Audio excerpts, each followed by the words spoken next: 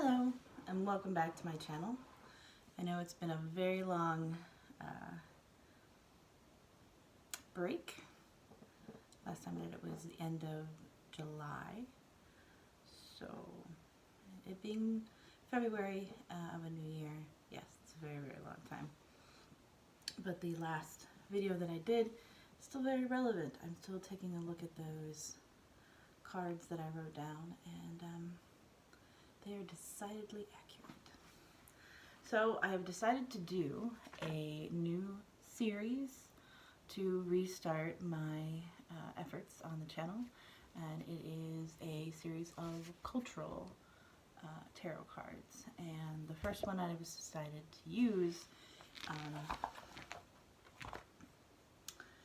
is the Xultún tarot, a Mayan tarot deck.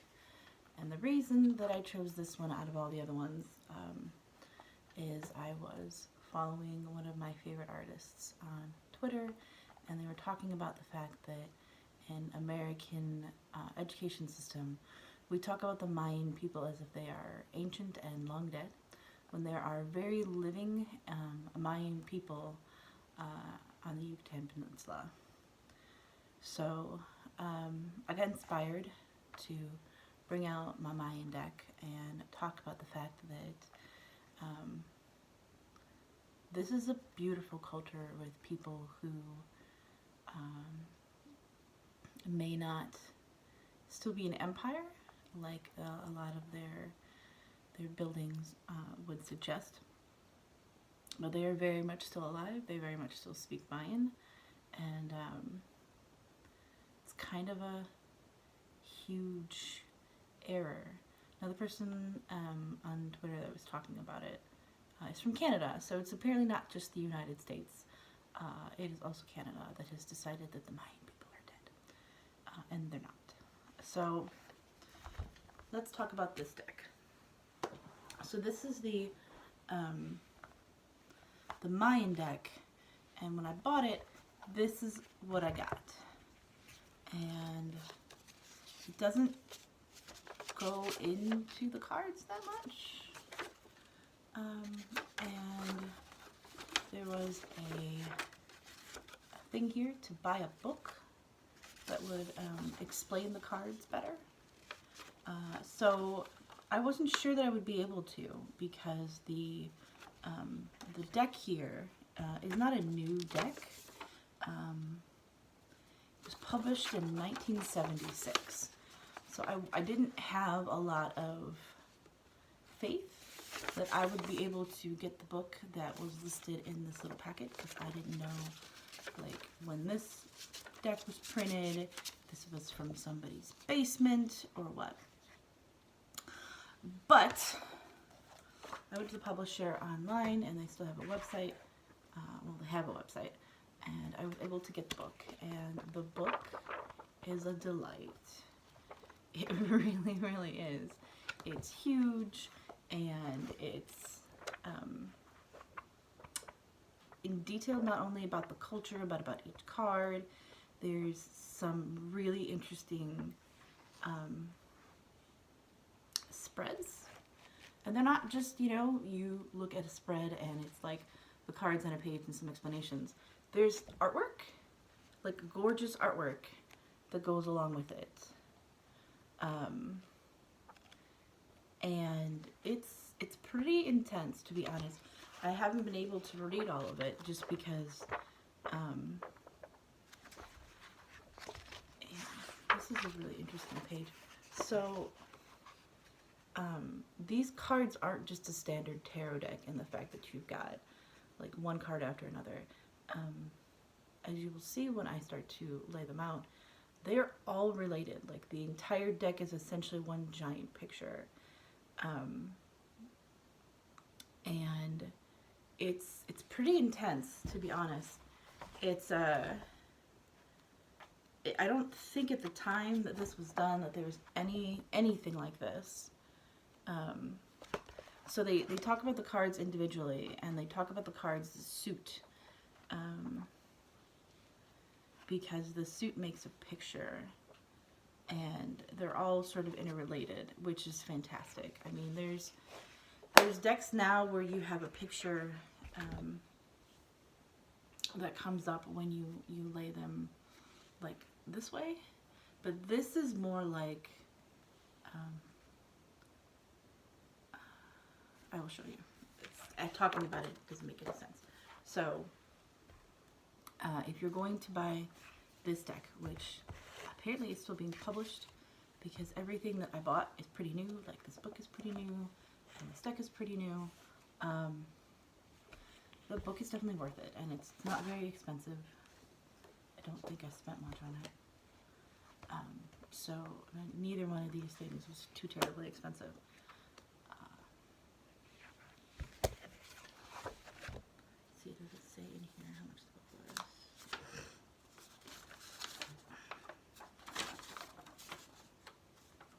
Yeah.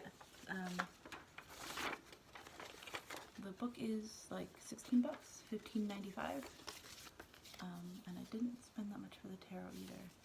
So neither one is expensive, and you get a lot for what you pay for. Like, a lot for what you pay for. So, the deck was created by Peter Balin. And I was really worried because it's a very English sounding name, that you've got some sort of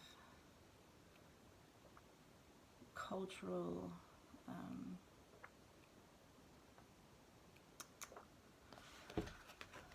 appropriation going on. So I was pretty concerned about that, and I tried to look up stuff on Peter Balin, and I really couldn't find anything because he's like 80 at this point. But there's a section of the very back. So I'm going to read this to you. Peter Balin was born in New Zealand, and he lived in many countries, among them India, Italy, England, and France. He lived in Brazil for 3 years and various other times in Guatemala, Mexico, and Belize. So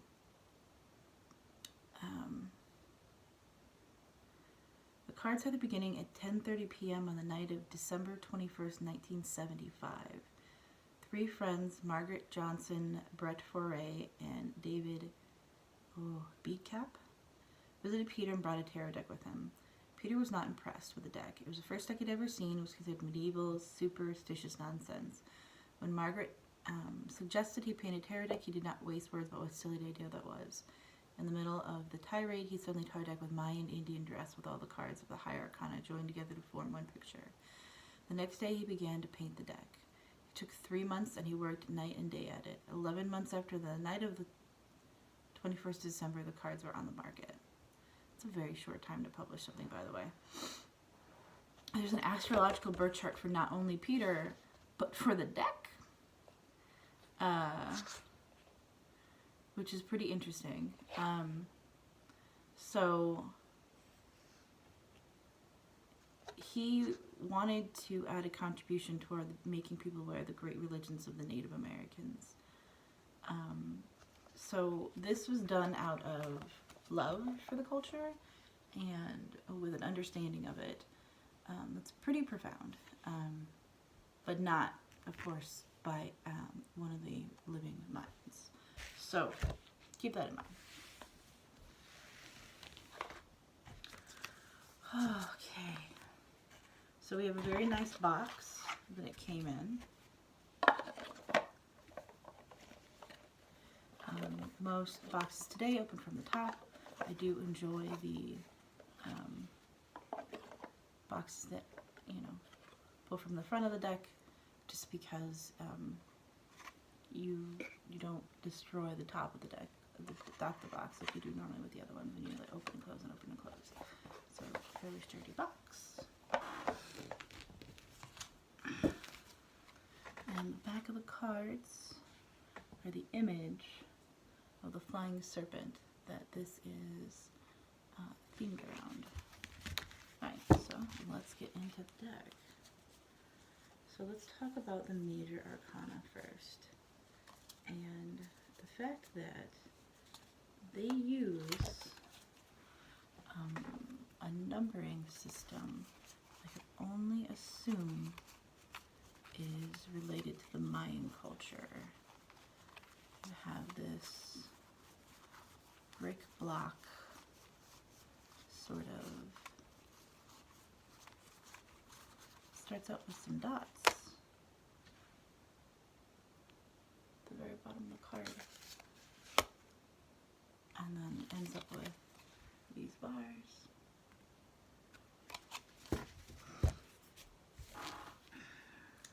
So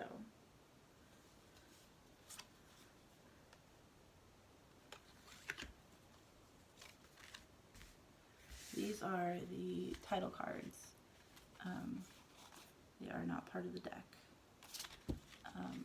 This is still Fool's Journey.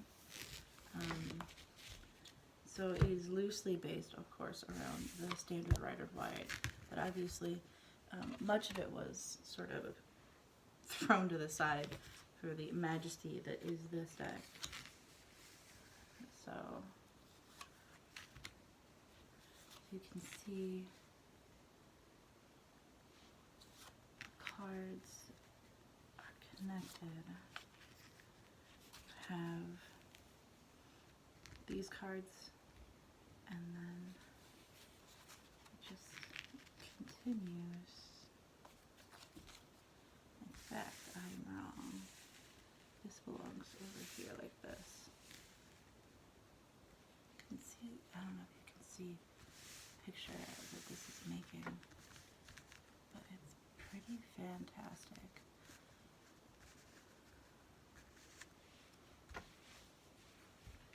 It's entirely possible that the title cards are part of the picture. So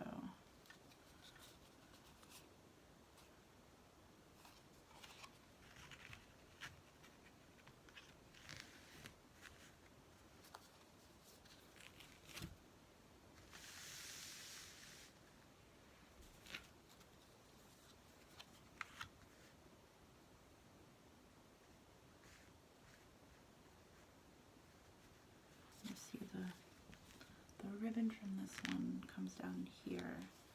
That's how you know that you belong on the next row.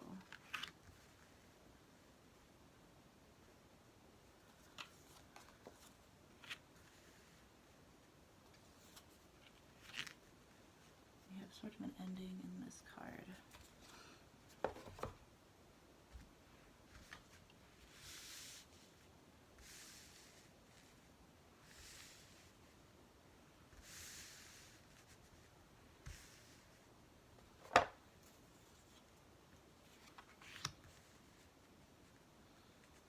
And then this connects here.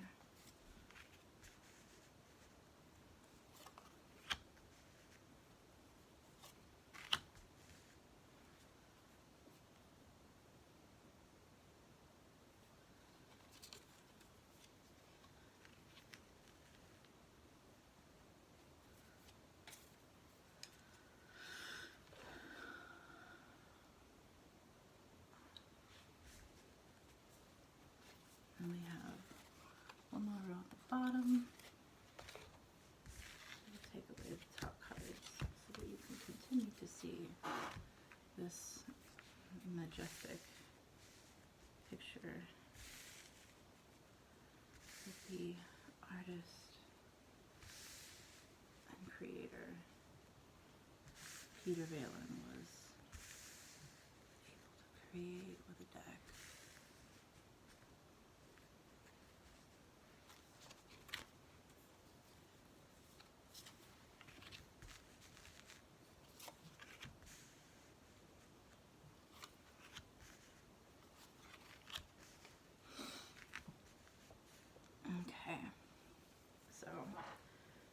We have not just a journey that you would normally consider, but we have an entire like tapestry picture of the cards.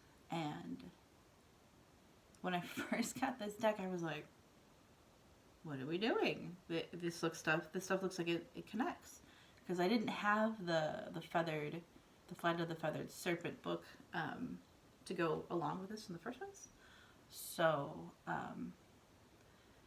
I just started to, I had a table and I started to put stuff together, and by the time I reached this point, I was just flabbergasted. I've never seen a tarot deck where all the major arcana make one giant tapestry of a picture. It's pretty unique. Like I said, the minor arcana do something similar to other decks where they also tell a story and are connected, but not quite like the major arcana in this deck, which is pretty phenomenal. Alright, so let's talk about the differences in what things are called. I'm just going to move this out here for now.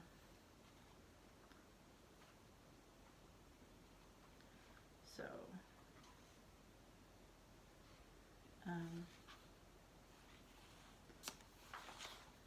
there are Mayan numbers, but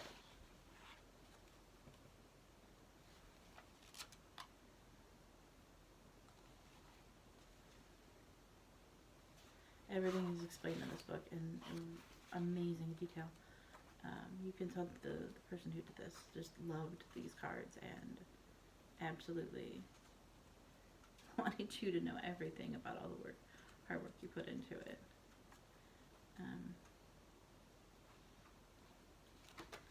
So, side of the title cards, we have 0, the Fool. So he stands in the mouth of a jaguar, which is, I guess, kind of hard to see. So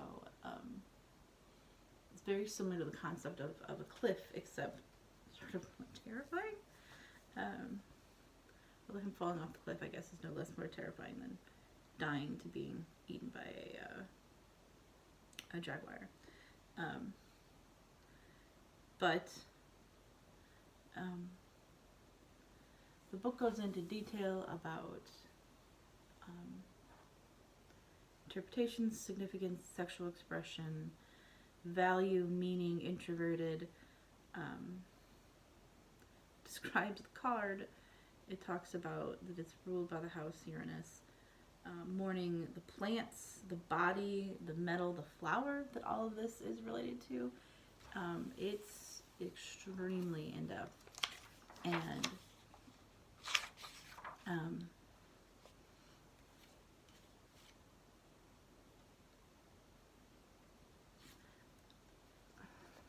I guess I'm a little stunned by how much work was put into this, and I think that comes across. It is like a phenomenal achievement,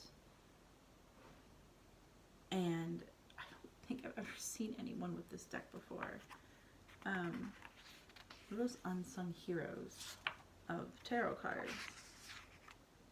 So I wish more people had it. I guess that's why I'm doing this video, is people should appreciate this deck. So the differences between this and the standard tarot is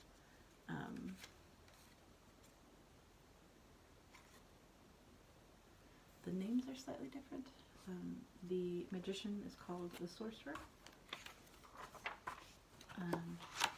We still have the priestess, which is good.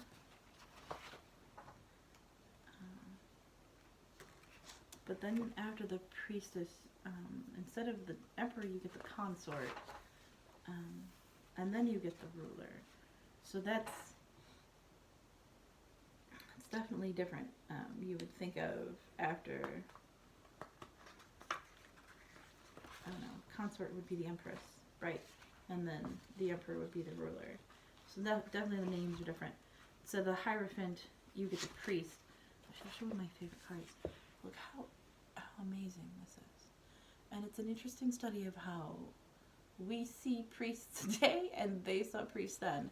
He is very, very covered in feathers and skins and colorful as all get out, as opposed to our hierophants, our priests, that are much more demure, conservative. You have the lovers, gathering together experience.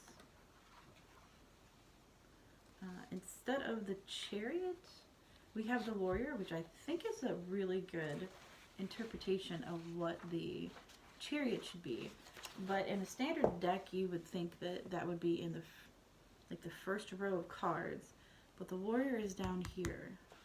So because the cards are broken into fives, the chariot ends up being down here. But of course it starts out with the 2 title cards, and then you have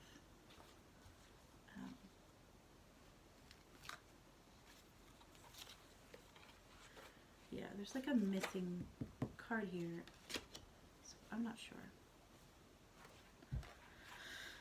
because the rest of it lines up in 5s, but the first row has 4, so I don't know what the significance of that is. We have the cactus after the chariot.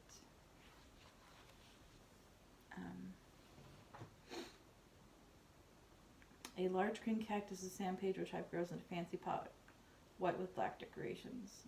The decoration shows a temple and 2 priestesses. The cactus is in full bloom and is sitting in the branches of a white bird. On the right bottom corner, there's smoke from the base and the sage card. And above that, a small part of the lintel over the temple door.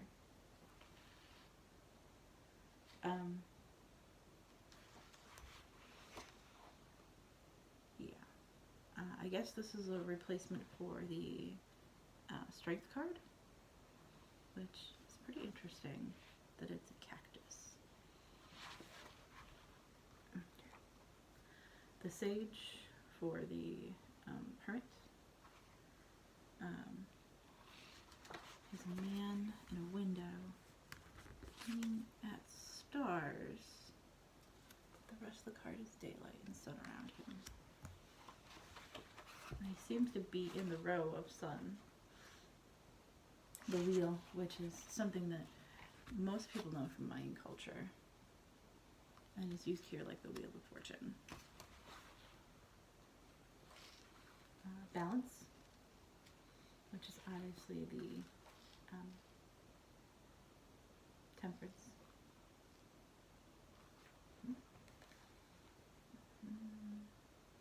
No, justice. The balance is justice. The Hanged Man, and death. I always love death cards in decks. They always fascinate me. And this depiction of death is pretty interesting. He is very colorful and standing on skulls. He doesn't have like bone legs, he has regular like people legs. So, like a pale man in a skeleton mask. And the Temper Man, this is temperance.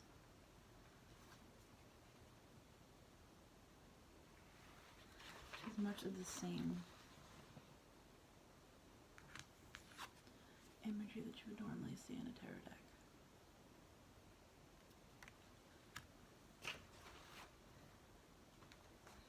The Bound Man, which is a replacement for the Devil card. It has people in chains who can obviously get rid of them. The Released Man instead of the Tower, which is another card that is interesting to look at. So Tower in here is a form of release, which is an interpretation I've seen in other decks. But I think this might be one of the first ones that just doesn't look at it as something absolutely horrendous. A change will upset old ideas and bring a chance for realization. A new way of seeing one's life as possible. Ambition that drove one on now will be played out in a change. circumstances. The star.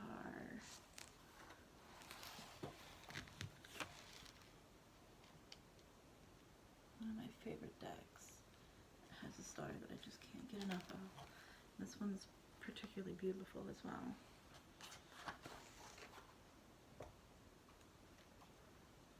The moon. And the depiction of the moon is interesting. It sort of looks just like a blue sun. What an idol. Or, I guess that's a crescent moon. The sun. And Mayan sun glyphs are just ridiculously pretty. It's just amazing.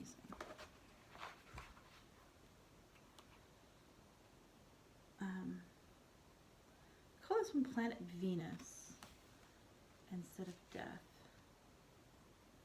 instead of judgment.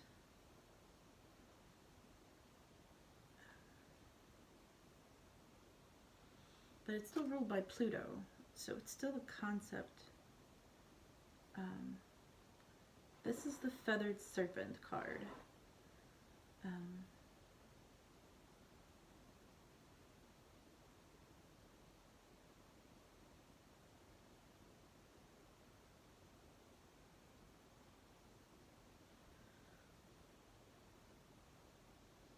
I don't know if the Feathered Serpent was supposed to be an omen of the afterlife. The beginning of the book talks about the Feathered Serpent and its role in Mayan culture. And the legend of the Feathered Serpent is part of the first one, the great teacher and redeemer of people.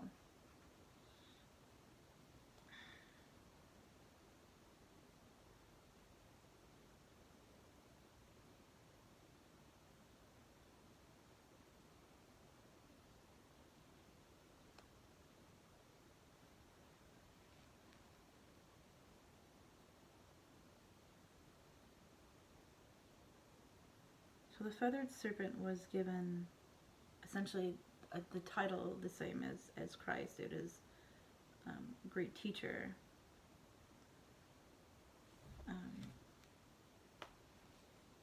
And it's just people, like a prophet that shows up in the culture to lead people into a new religious, spiritual awakening.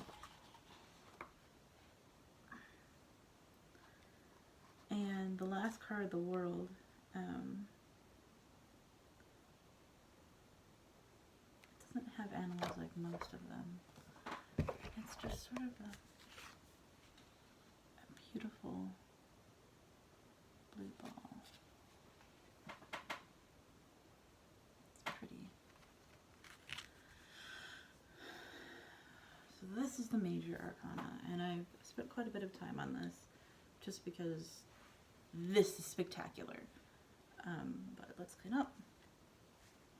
And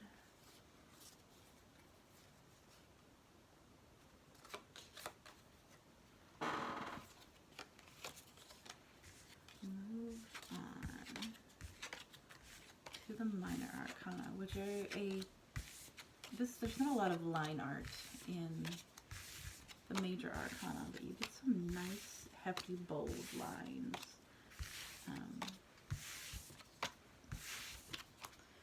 And this channel is known for having really pretty tabletops, but these cards are so spectacularly colorful. I was afraid that any colored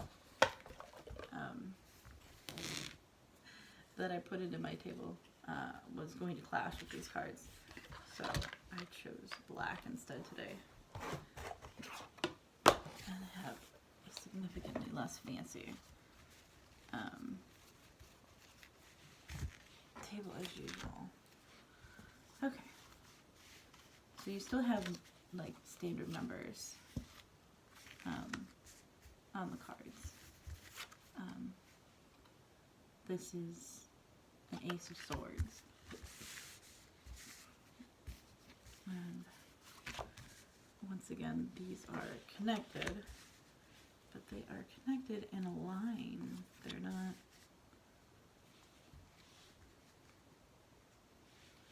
connected so much.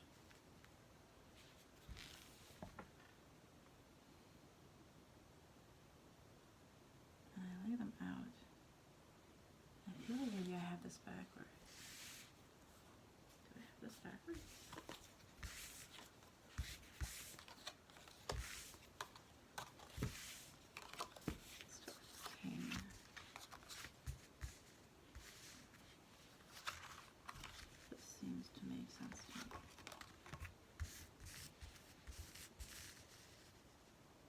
Because the eye overlaps.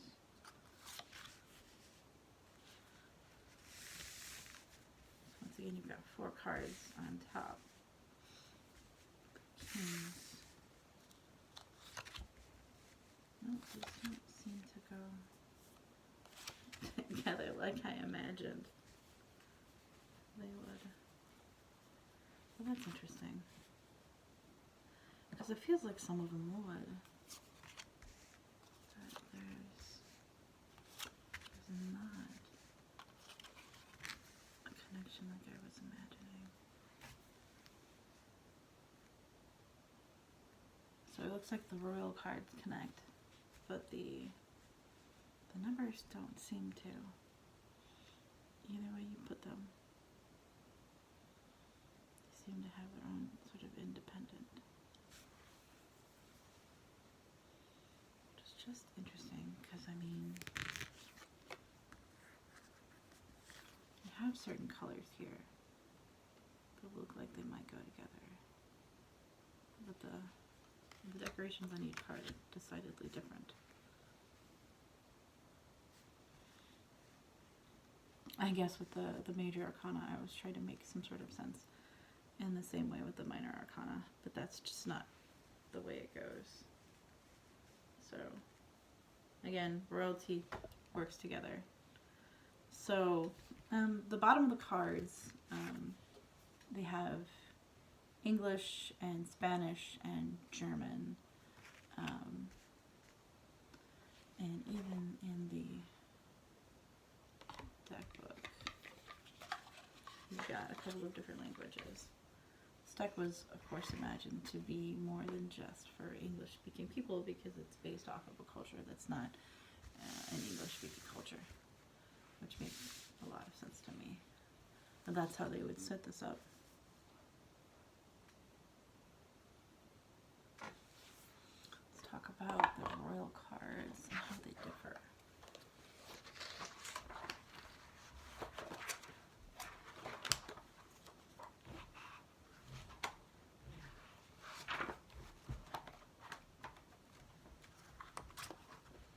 After you get out of the major arcana,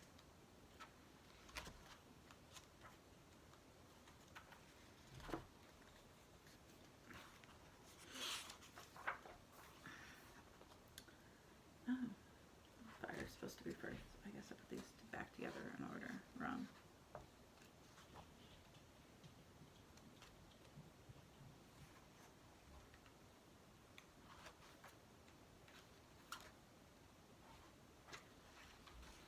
How do we arrange the cards? It's supposed to be Path of Fire and Path of Air. So for air, they talk about a man of Gemini temperament. Lord of Air, he is a judge, decipher, and impartial reviewer of evidence. Talk about a Lady of Air, a young person of an Aquarian temperament. So they don't talk about them.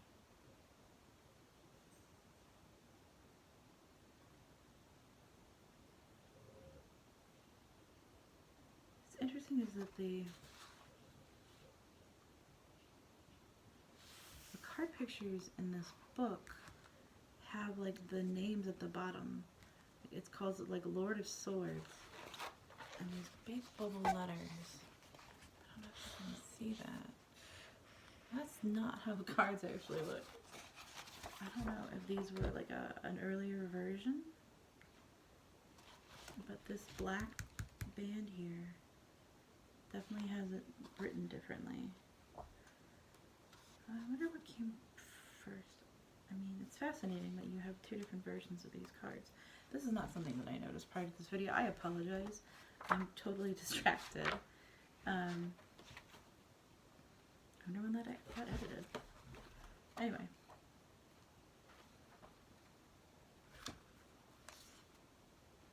They call them Lord of Swords, Lady of Swords, Servant and Warrior.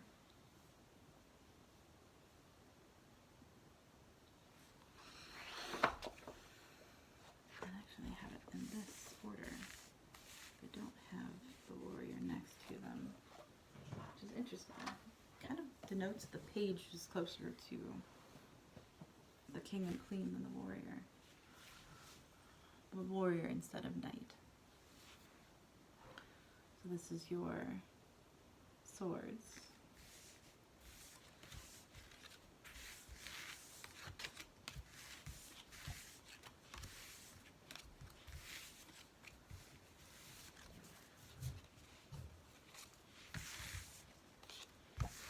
And the sword itself has sort of a club look to me, but I'm guessing Mayan swords do not look like European swords in any respect of that word.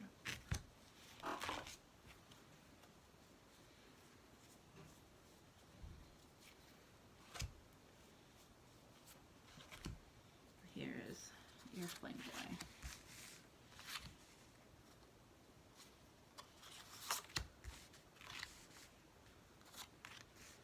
Again, the cards don't line up like I expected them to, except the, oh, even the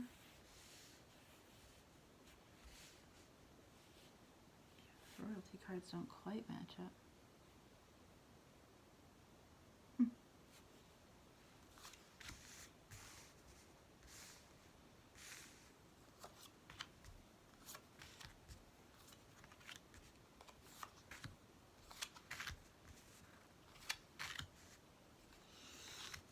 A lot of people do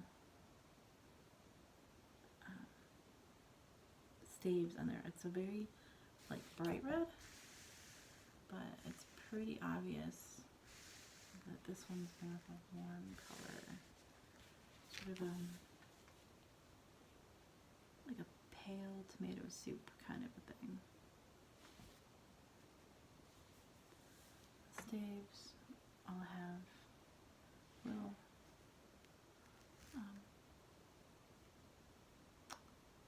leaves on them. Look, they're actually fighting with branches that they just took right off the tree.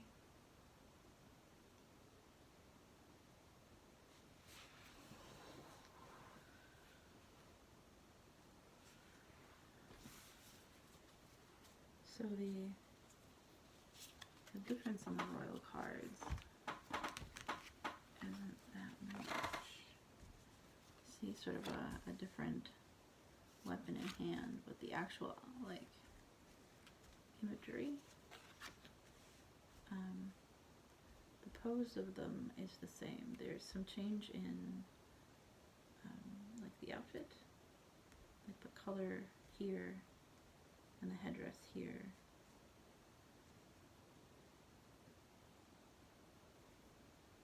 The headdress for the servant is nearly the same, which in a sense makes a lot of sense. It's nearly identical for some of the colorations.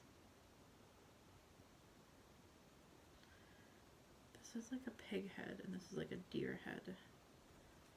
So it's fascinating to note that the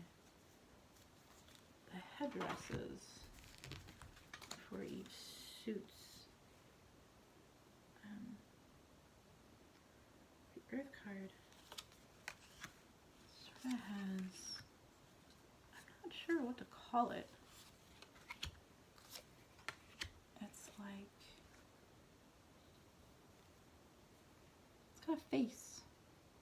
It's like a person. So I'm not really sure. Because the other two are animal heads. This one is very obviously an animal.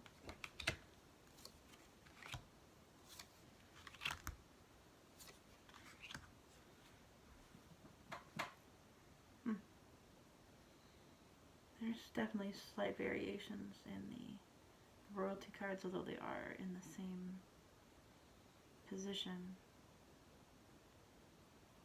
And the borders are different on each one. Got shells for the water deck.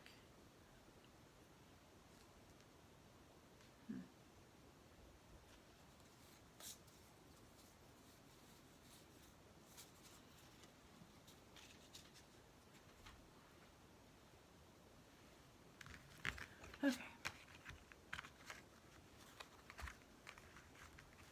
I think I'm going to show you the other cards in the Mayan Arcana for each deck. They seem pretty similar from deck to deck. Oh yeah, the pentacles aren't called pentacles, they're called jades. And cups are called cups.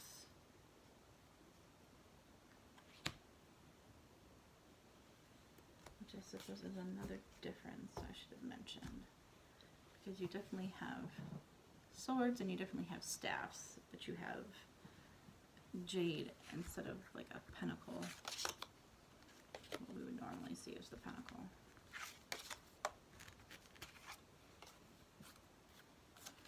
Which, if that's what they used for their currency, makes a ton of sense now that I'm thinking about it.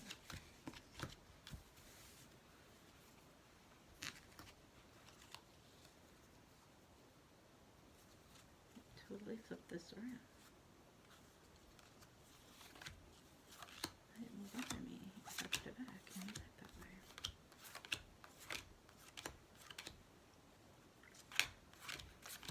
It's kind of interesting that the warrior, what we consider a knight, switched with the position.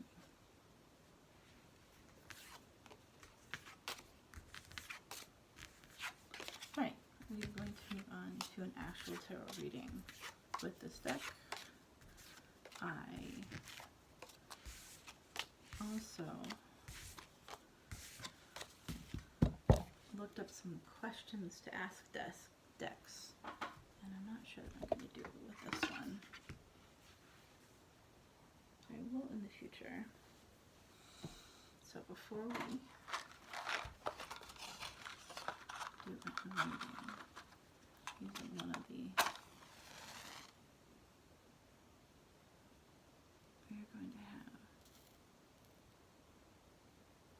this candle lit.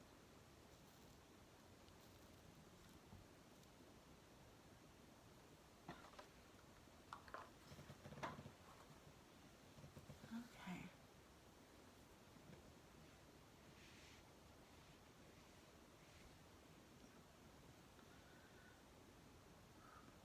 I made myself a pot of tea for this, and let me tell you, this particular tea set, it's very hot.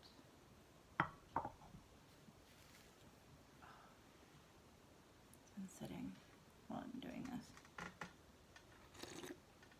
This teapot and cup I bought in Alaska, and even the tea that I am putting in it, I bought in Alaska, and it is fantastic. A harbor chai. A little tea shop in Juneau. Gracious. Ugh. Okay. So, the book has two really amazing spreads, and I can't do both of them, but I wish I could. So, we are going to do the smaller of the two, but I will talk about both real quickly. So, this one, it has listed 9 cards, but there is a 10th card, which you pick for the querent.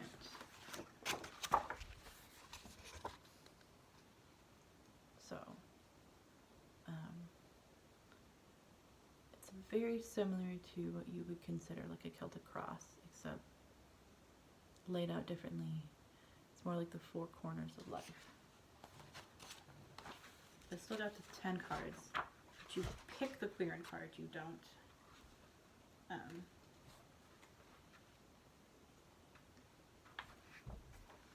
just sort of have it show up, which is true in some. And then the other one is the Great Crossed Spread, which is a whopping 23 cards. That is a very big spread. I do not have enough space for 23 cards on this table. But I am telling you that I'm definitely going to do this for myself at some point in time. I may set up something with a different deck or with this deck to utilize this, because this is a pretty fantastic spread. The Romani Tarot that I have by Buckland, that I've already done a video on, has some pretty like generous spreads, and I think one even comes up to about this. If it's not 23, it's close. So that's definitely a very in-depth spread for somebody. And another, cards are very sacred, so they actually have a whole thing about how you can store them and carry them around in like this beautiful ribbon scarf thing, and how to make it. Talks about treating things as although they are sacred, and it says that you can use the feathered pattern, the one from the front of the book, if you make your scarf for it. It's very interesting. Ceremonial magic. I have no doubt that the Mayans are absolutely into some pretty intense ceremony. Alright, the four corners to the self.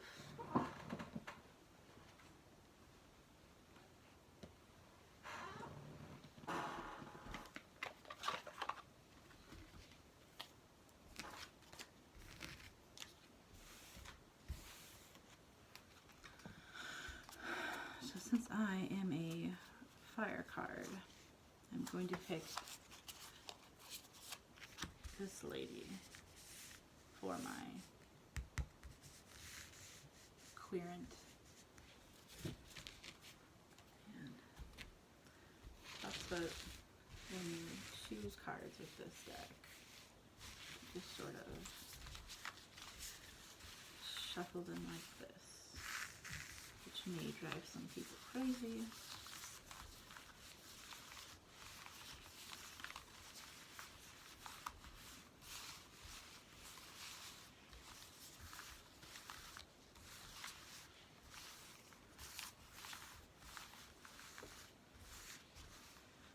That is absolutely shuffled.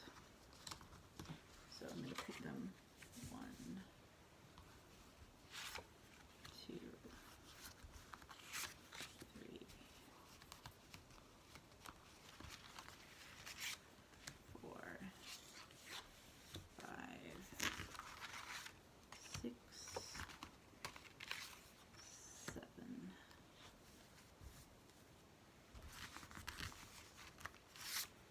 8, 9. And then I get to reorganize these cards after I turn the video off, because I haven't apparently been putting them together.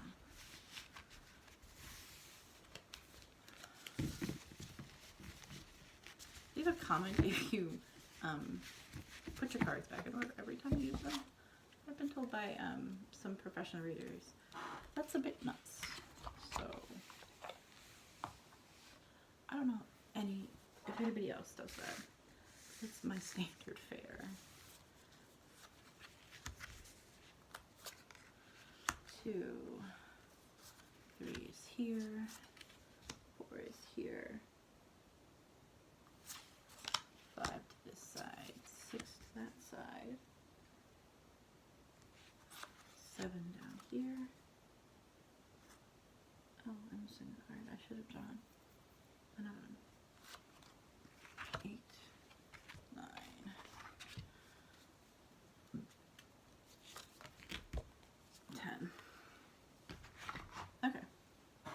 So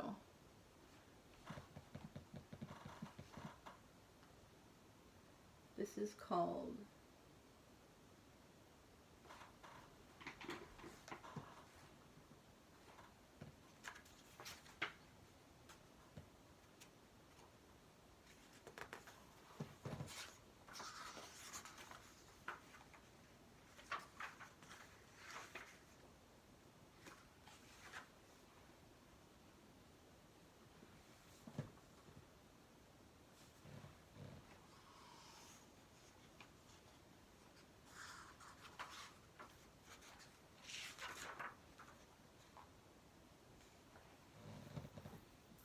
Present Position.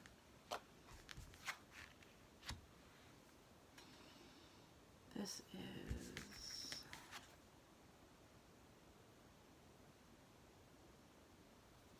that's the Chariot reversed, I believe. So I'm certainly not call that in this deck.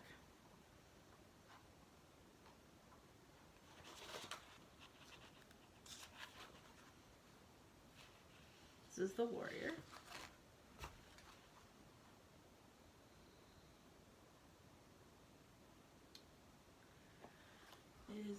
Represents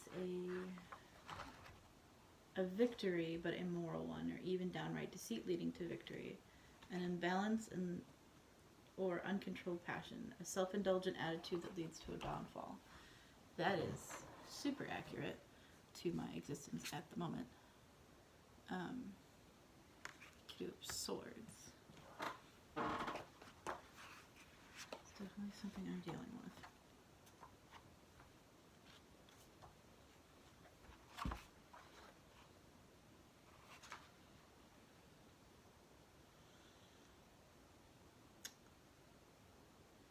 There's a balance in personal relationships which seems more like a stalemate. A decision could lead trouble ahead if things not tended to directly.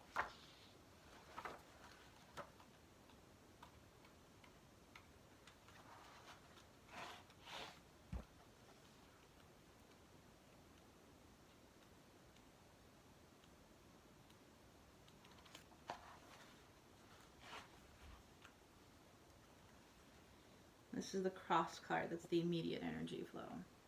Again, very accurate. North is Goals and Destiny.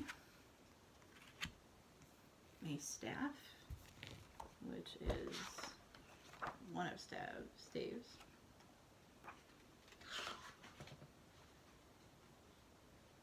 Creation, invention, enterprise, all these powers that result of these can mean a birth in the family or at one's work. So, creativeness is my destiny. Making this video. It's definitely part of my creative path and a new beginning to try to get this channel up and running. So, again, super accurate. South is recent past. Four of Swords. Gracious.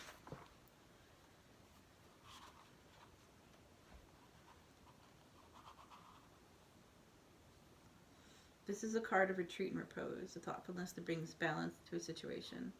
Convalescence after an illness or unrelenting work. A warning for the need of the caution of discretion in one's actions. I've definitely been resting of late after some not so fun things happening in my life. So, again, super accurate. This is basically what I was told to do by other cards, is chill out. 5 is East, energy source from the past.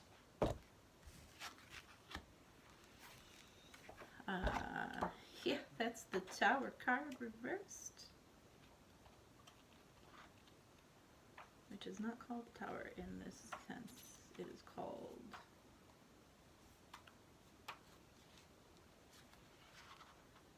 something else.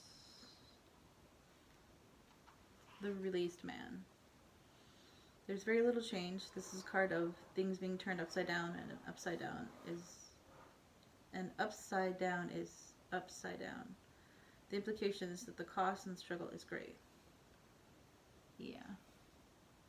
Yeah, well, that's very accurate. I just went through a breakup, so it was a bit shocking. And thank you, cards, for once again being incredibly accurate for these videos for me. Shockingly accurate. So this is the Serpent of Swords.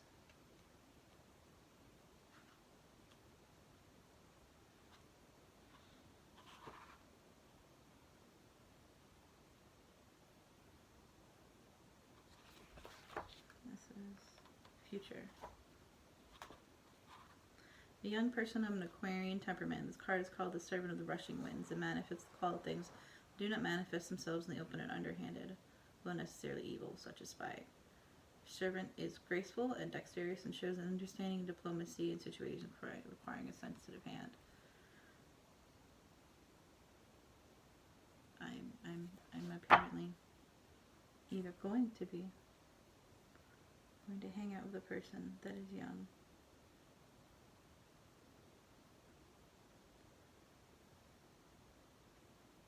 The recipient of the energy flow in the situation. Both 5 and 6 may face toward the key or turn them away. The East card is reversed. It shows difficulties, obstructions in the past. The West card reverses difficulty lie in the future. So, less difficulties in my future. That's lovely.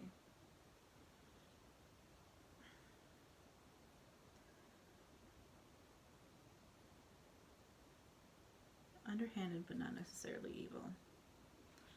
I can think of a couple of my friends that fit that description. Okay, 7. Attitude, position of inquiry.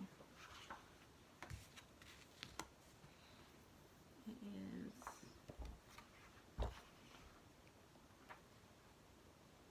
an 8 of Staves reversed. Internal quarrels, disputes, difficulties with authority, qualms of consciousness over the methods used to achieve goals. Yeah. Also extremely accurate.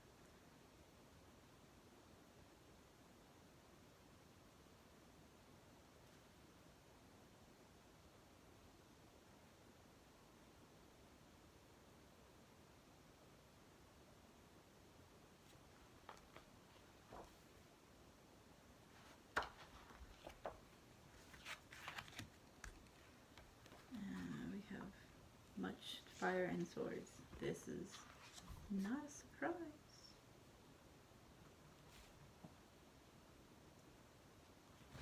This is the environment card. 4 of Staves. Card of beauty and harmony in one's private life. It can mean a patron or person which helps one grow and achieve success in refuge and peace. Yes, that is accurate. My family is definitely helping me gain some sort of peace. 3 of Swords. Oh, gracious. This is expectations. Yes. Yes, this is definitely expectations. Oh, let's see how you do 3 of Swords. It's one of those cards I'm always fascinated to see how the decks do. Quarrels and separation are on the horizon. The eternal triangle leads inevitably to upheaval in one's personal life. The card also portends civil and political strife. Yes, I do expect shit to continue to be utterly awful, even though people are helping me. And the final outcome.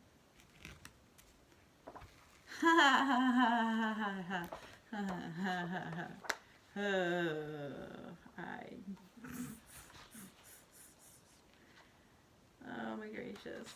Alright, well, this is the Lovers reversed. It's the final outcome. And as I said, I just went through a breakup, so I love the fact that the cards get to bring this out in the middle of my video. They are showing off that they absolutely, even though this is a demonstration, are going to tell you all about my life. Inverted. Inspiration fails, the person resorts to choice. Trapped in the opposites again.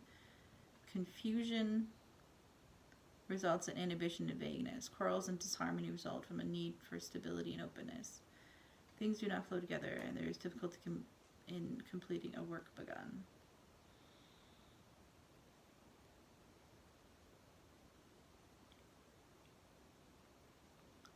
Lovers present the fool with intricacies of relationship and force him to examine love. Must examine choice.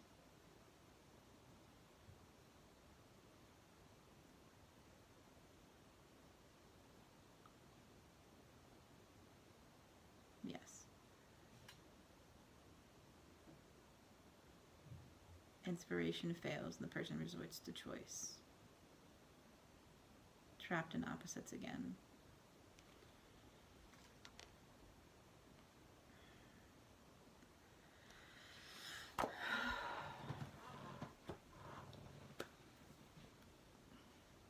So, I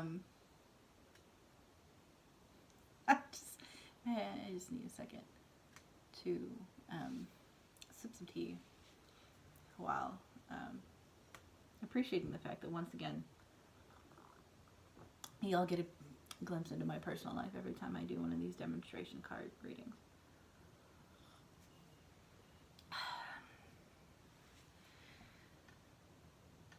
So, this is a beautiful deck that was done by someone who had no appreciation for tarot, but a great appreciation for the Mayan culture. And while it is different enough from the standard Rider-Waite that you won't feel like you're using Rider-Waite tarot, there are still some connections to it that would allow you to read it easier because of that. If you want to give somebody tarot that is multilingual or wants to learn some words, there is definitely different languages at the bottom of each card in the minor arcana, which would be fun. It is an extremely colorful deck. It is unique in the fact that the arcana, the major arcana, make an entire picture. And that it is numbered with a number system, which I'm assuming is Mayan or of a different type. The Romanized only showing up, of course, on the minor arcana. I would say that it's an intermediate deck. Only because one, you have to buy the book to be able to use it in depth. But the book is amazing, so it's totally worth buying. Or, of course, it would be specifically for somebody who loves Mayan culture and absolutely wants a deck of that flavor instead of the European sort of symbolism, medieval symbolism that you see in the Rider-Waite and so on and so forth. Because fortune telling is by no means relegated only to Europeans. There's so many cultures that did it beautifully. It should be appreciated, not just in Western culture. So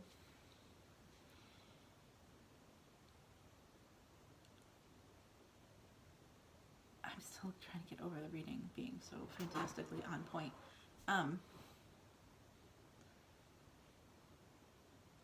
Thank you for watching this if you've gotten to this point. I tried to do this in the early morning so that you couldn't hear anything, but I can hear people in the house. So I've just been lucky enough that my dogs didn't bark at something. I plan on doing more decks. I have a Chinese deck. I have a Japanese deck. I don't even have them in the room, so I can't list them all. But I do have more culturally related decks that are coming in different videos in the future. Hopefully this will jumpstart me back into my creative flow, which is what I'm trying to do.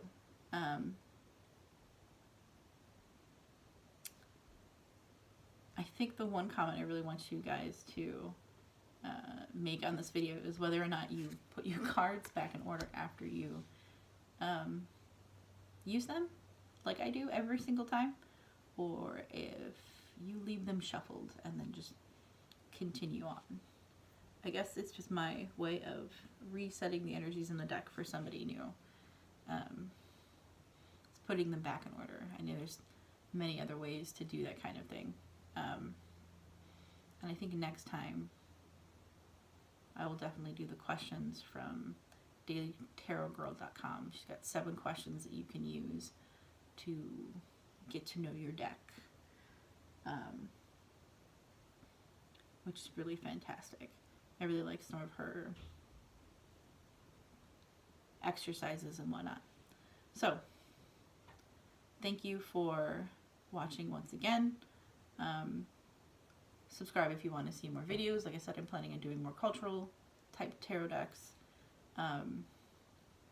Use the bell if you want to see all of the things that come, all the videos that come from me. And like if you liked it, dislike it if you dislike it, leave a comment. Either way,